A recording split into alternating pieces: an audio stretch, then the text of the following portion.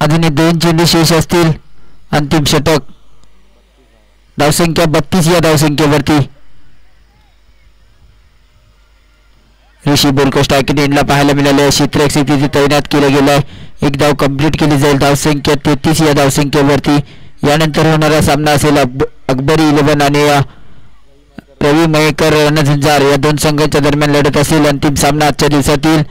दोन्ही संघाच्या कर्णधारांना विनंती असेल आपण टॉससाठी यायचं आहे. अंतिम चेंडू घेऊन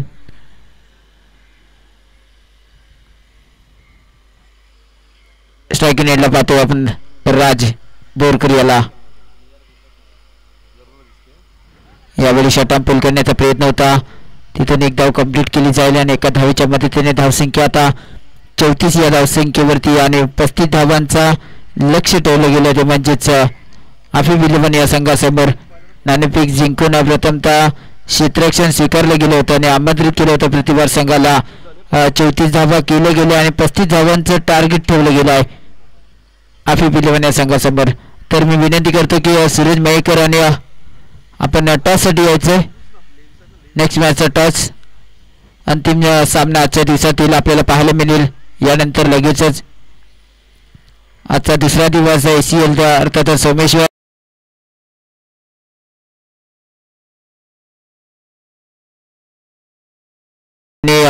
समोर असेल रवी मयेकर रणझुंजार. आदरणीय बंड्याजी मयेकर यांचा संघ आपल्याला पाहायला मिळेल. सूरज मयेकर यांचे भाऊ आदरणीय बंड्याजी मयेकर यांचा संघ.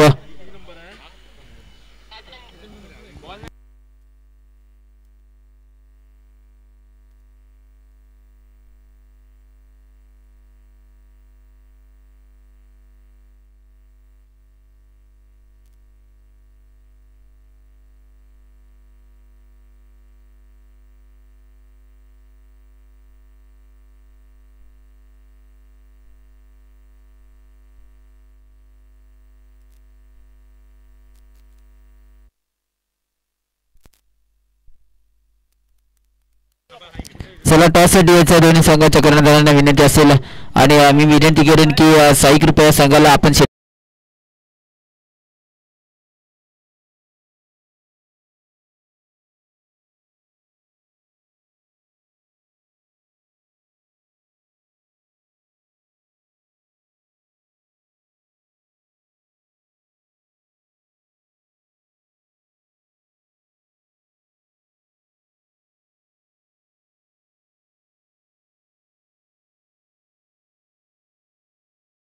सामना मैदानाच्या आतमध्ये पाहायला मिळतोय. 35 धावांचं टार्गेट सेट केले गेलं आहे आफिफ 11 या संघासमोर. 34 धावा करून नाणेफेकीचा टॉसचा बॉस इथे मात्र झाला होता. आफिफ 11 संघ नाणेफेकीचा टॉस जिंकला होता आणि प्रथमतः क्षेत्ररक्षण स्वीकारलं होतं आणि आमंत्रित केलं होतं फलंदाजीसाठी साई कृपा या संघाला. साई कृपा संघाने 34 धावा करून 35 धावांचं लक्ष ठेवलं गेलं आहे. तर नेक्स्ट मॅचचा टॉस होता इथे रवी मयेकर रणझुंजार या संघांच्या दरम्यान आणि समोर असेल अकबरी 11 हा संघ. एक मोठी लढत आपल्याला पाहायला मिळतील. या पंचक्रोशीतील दिग्गज खेळाडू पाहायला मिळतील आपल्याला. अनिकेत कांबळे असतील, सूरज मयेकर असतील, सोहम भाटकर असतील, तसेच एक साईडला असतील. दुसऱ्या बाजूला जर विचार केला तर करण नागवेकर असतील, अभि नागवेकर असतील, तसेच ताबीज असतील, दानिश असतील, असे अनेक खेळाडू आपल्याला पाहायला मिळतील एकामेकासमोर या लीग फॉर्मॅट स्पर्धेमध्ये. इथे मात्र टॉस होतोय. नक्कीच आणि हा नाणेफेकीचा कौल हा अकबरी 11 सांगडे लागलाय. त्यांचा निर्णय आमच्यापर्यंत जरूर पोहोचेल. परंतु चालू असलेल्या सामन्याचा जर विचार केला तर 35 धावांचं लक्ष ठेवलं गेलं आता.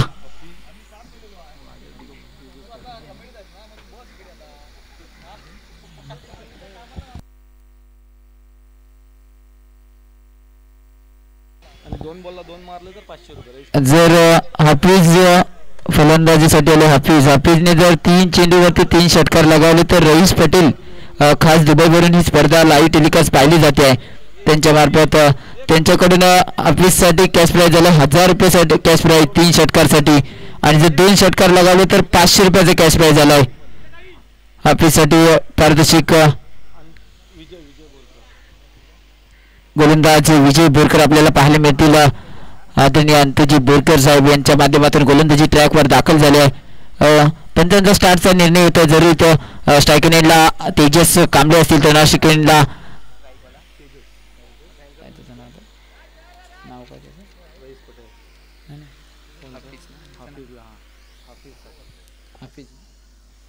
हाफिज नाव स्ट्रायक एंडला पाहायला मिळतील. यावेळेस टप्प्याचा चेंडू होता. जरी क्षेत्ररक्षक तिथे तैनात केले गेले डीप मध्ये क्षेत्ररक्षक राज तिथे चांगली क्षेत्ररक्षण पाहायला मिळालं राजच्या माध्यमातून, आणि तिथून एकच धाव मिळाली. एका धावेच्या मदतीने आता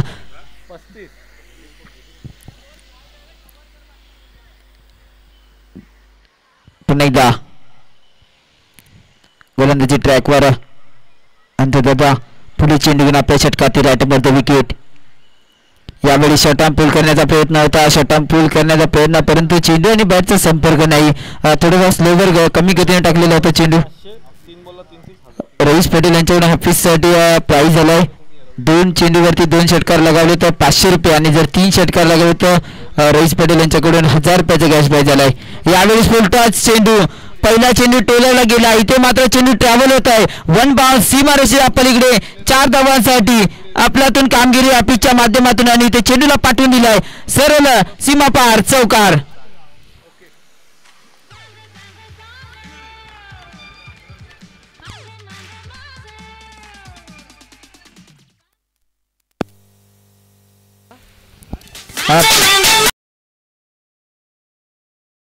पटका जरूर सजवला होता आहे. पुन्हा एकदा अंतु बोरकर आपल्या षटकातील पुढचा चेंडू, यावेळेस खोलवर टप्प्याचा चेंडू अगदी हेलिकॉप्टर उडवण्याचा प्रयत्न होता, परंतु चेंडू इथे मात्र फसला गेला. इथे मात्र फलंदाज चांगली क्षेत्ररक्षण डीप मध्ये पाहायला मिळेल. इथं यष्टांच्या भूमिकेमध्ये प्रीतमला पाहतोय आपण. प्रीतमच्या माध्यमातून चांगलं चेंडू अडवला गेला. तिथून कोणतीही धाव नाही. निर्धाव चेंडूची पुन्हा एकदा सांगतो, ते धावसंख्या 5 या धावसंख्येवरती जाऊन पोहोचली. आता पुन्हा एकदा पुढचा चेंडू घेऊन पुन्हा एकदा अंतु बोरकर चांगला बीट केला गेला आहे. जागेवर ठेवलं गेलं आहे. जरूर ते एक चेंडू फुलटॉस टाकला, त्याचा पुरेपूर फायदा उचलला फलंदाजाने, परंतु आता मात्र चेंडूवरती जर विचार केला तर एक अनुभवी असे खेळाडू आदरणीय अंतुजी बोरकर साहेब हे गोलंदाजी ट्रॅकवर पाहायला मिळतात आपल्याला. चांगले अनेक स्पर्धा यांनी सुद्धा गाजवल्या एकेकाळी. तेच गोलंदाजी यावेळेस आपल्यातून कामगिरी. इथे काय करता, इथे क्षेत्ररक्षक पोहोचले आहे सिद्धेश बोरकर, परंतु चेंडू ट्रॅव्हल झाला आहे, मिसफील्ड झाली. इथे मात्र झेल निसटला गेला आहे, आणि तिथून 2 धावा कंप्लीट केल्या जातील. 2 धावेच्या मदतीने धावसंख्या 7 या धावसंख्येवरती आता जाऊन पोहोचली आहे. पहिल्या षटकाच्या समाप्तीनंतर धावसंख्या 7 या धावसंख्येवरती पाहायला मिळतील. 35 धावांचं लक्ष ठेवलं गेलं आहे. जर विचार केला तर रिक्वायर्ड 7.00 या सरासरीने चाललेला असं आपण पाहतोय.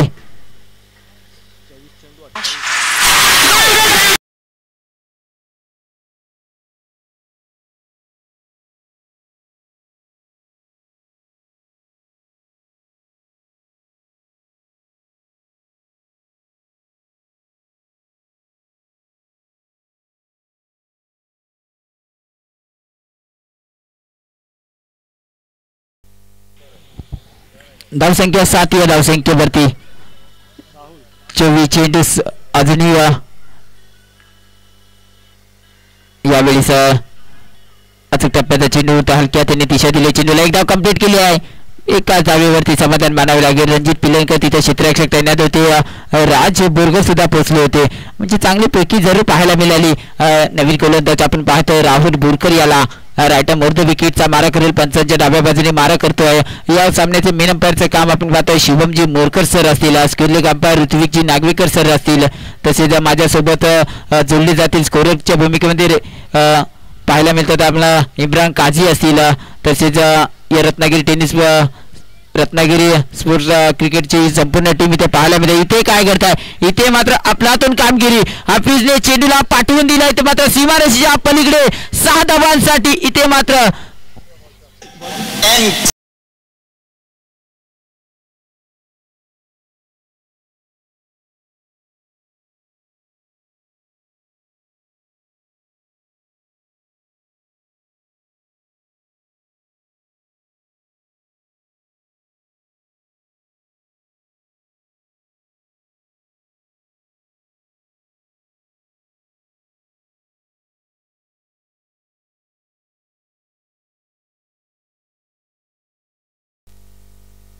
जर हाफिजने 3 चेंडूवरती 3 षटकार लगावले तर रवीश पटेल यांच्याकडून 1000 रुपयाचा कॅश प्राइज झालाय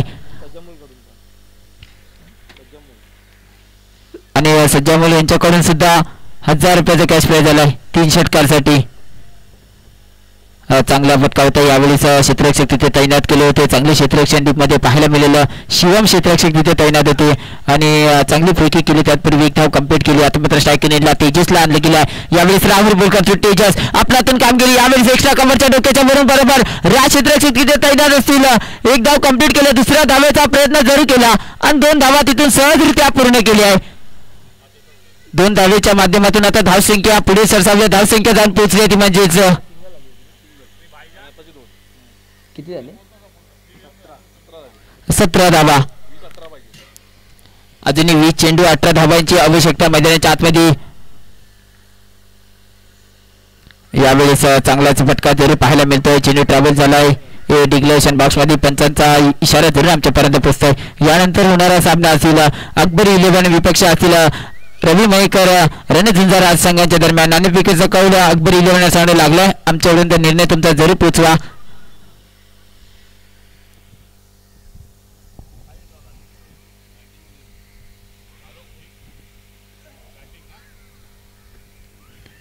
यावेळी पुन्हा एकदा चांगला फटका जरी सजवला. एक धाव कंप्लीट केली गेली आहे.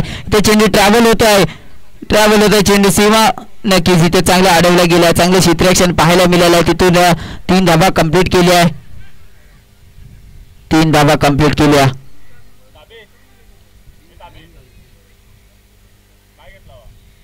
तीन धावा आणि 3 धावेच्या मदतीने आता धावसंख्या जाऊन पोहोचली होती म्हणजेच 21 धावा. यानंतर होणारा सामना अकबरी 11 आणि रवी मयेकर रणझुंजार या 2 संघाच्या दरम्यान. नाणेफेकीचा कौल अकबरी 11 सांगू लागला आणि प्रथमतः फलंदाजी स्वीकारल्याने आमंत्रित केलं आहे क्षेत्ररक्षणासाठी. 18 चेंडू 14 धावांची आवश्यकता. समीकरण 18 चेंडू 14 धावांची आवश्यकता जिंकण्यासाठी आफी पिलेमन या संघाला. तर गोलंदाजी ट्रॅकवर नवीन गोलंदाज विशाल कालकर पाहायला मिळतील. विशाल कालकर गोलंदाजी ट्रॅकवर पाहायला मिळतील. वैयक्तिक कोट्यातील पहिल्या षटकावर संघाकडून 3रं षटक घेऊन आले ते म्हणजेच अजूनही 18 चेंडूवरती 14 धावांची आवश्यकता मैदानाच्या आतमध्ये पाहायला मिळतील. गोलंदाजी ट्रॅकवर चला मित्रांनो फास्ट हिट केला थोडा. अजूनही एक सामना बाकी आहे आजच्या दिवसातील. विशाल कालकर पहिला चेंडू घेऊन इथे काय करताय. पहिल्या चेंडूवरती दांडी गुल होता वेळी पाहायला मिळते. Tejas Kamble back to the pavilion पाहायला मिळतात आहे. पहिला धक्का बसलाय आफी पिलेमन या संघाला तेजस कांबळेच्या रूपामध्ये. डीजे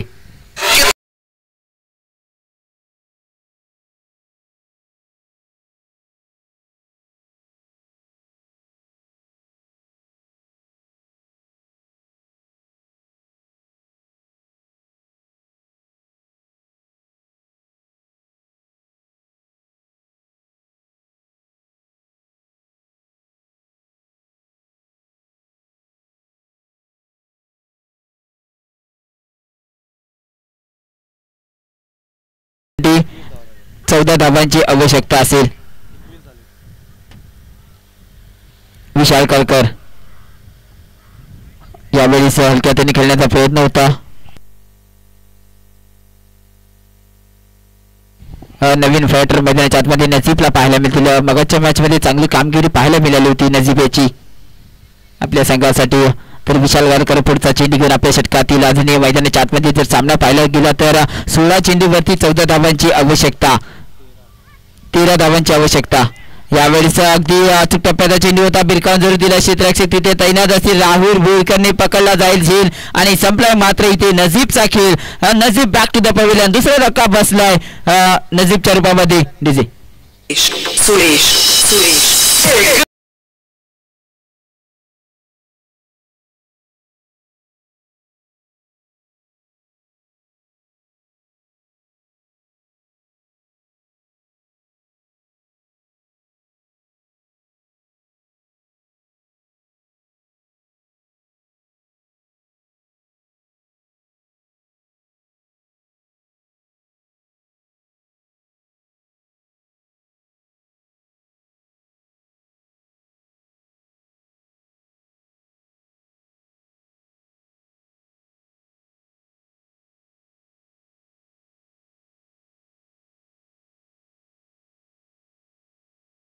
2 षटकार लगावले होते.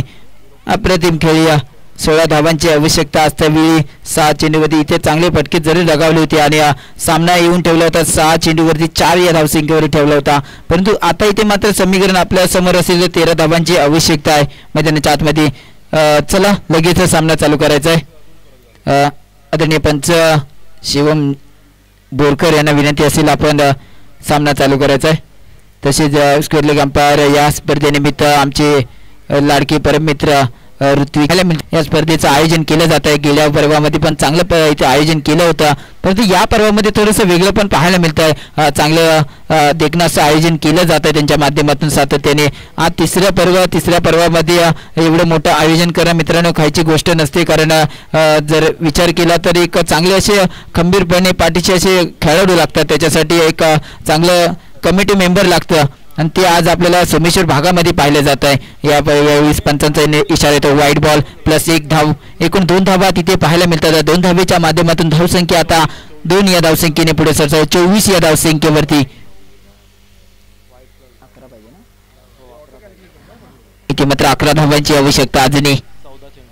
14 चेंडूवरती 11 धावांची आवश्यकता जिंकण्यासाठी हा सामना हा कंपल्सरीच असेल. रोहन चालकेसारखं अजूनही मैदानावरती पाहायला मिळते. रोहन चालके स्ट्रायकिंग एंडला यावेळेस टप्प्याचा चेंडू होता. क्षेत्ररक्षक तिथे तैनात केलं गेला आहे. इथे काय करता, इथे मात्र रनआउटचा चान्स होता परंतु इथे गमावला गेला.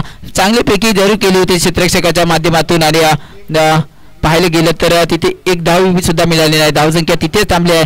धावसंख्या जाऊन पोहोचली होती म्हणजेच 24 या धावसंख्येवरती. अजूनही 14-13 चेंडूवरती जिंकण्यासाठी यावेळी शटाम पोल केला आहे.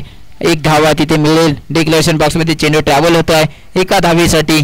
एका धावेच्या माध्यमातून धावसंख्या आता 25 या धावसंख्येवरती. इथून मात्र चेंडू बाकी असतील 12 चेंडूवरती जिंकण्यासाठी 10 धावांची आवश्यकता असेल.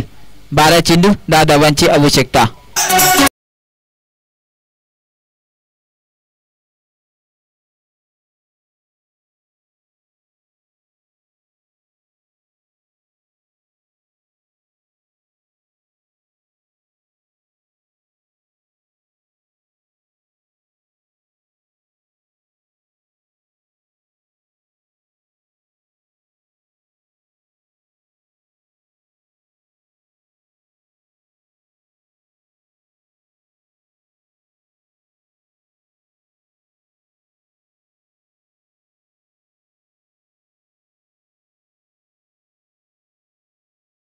Thank you DJ. आपण जाऊया मैदानाच्या आतमध्ये. नवीन गोलंदाज शिवम येत आहेत तर स्ट्रायकिंग एंडला पाहायला मिळतील अजून आपल्याला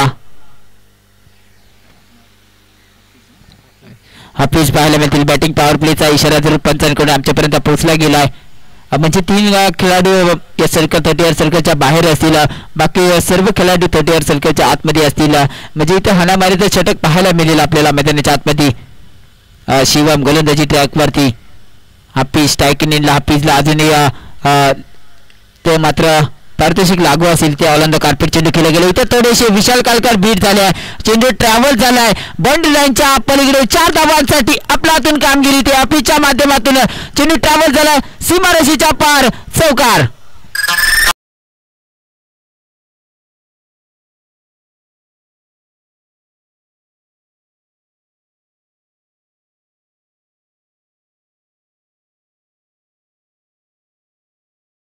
निर्माण झाली आणि तिथे चेंडूला सरळ दंडन करत चौकार पाहायला मिळाला. पुन्हा एकदा हाफिजचे शिवम स्ट्रायकिंग एंडला. हाफिज गोलंदाजी ट्रॅकवर शिवमला पाहतो. यावेळी झाल्यानंतर कार्पेट पुन्हा एकदा चेंडू केला गेला. 1 धाव तिथून कंप्लीट केली जाईल. दुसऱ्या धावेचा प्रयत्न असेल परंतु एका धावेवरती समाधान मानावं लागेल. चांगलीपैकी पाहायला मिळाली ऋषी तिथे पाहायला मिळाले आपल्याला. ऋषी बोरकर होते तिथे क्षेत्ररक्षकांनी तिथून चांगलीपैकी पाहायला मिळाली. यावेळेस फटका चांगला आहे. चेंडूला पाठवून दिलाय.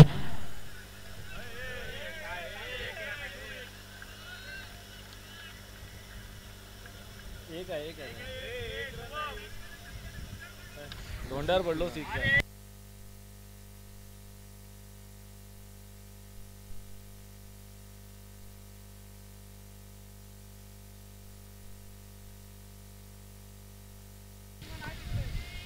नक्कीच लायमनचा इशारा आमच्यापर्यंत जरूर पोहोचला गेलाय. 6 धावांसाठी हा चेंडू पार झालाय. नक्की षटकार.